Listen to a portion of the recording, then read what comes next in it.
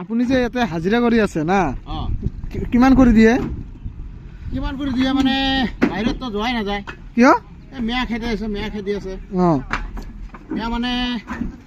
বেলেগ জেগাত কাম কৰিব নাপায় আৰু হয় নেকি এই নিজৰ ঘৰৰ গুৰিতে আছো আৰু কি কাম কৰে ইয়াতে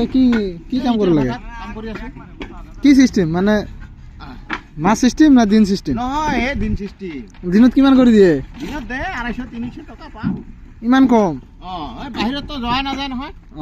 এটাতো হয় বাহিৰত গেলে আৰু এই খেদি পঠায় কেনেকে আৰু এটা ইটা ভাটা হয় না এটা কি ভাটা হয় এটা মৰম ভাটা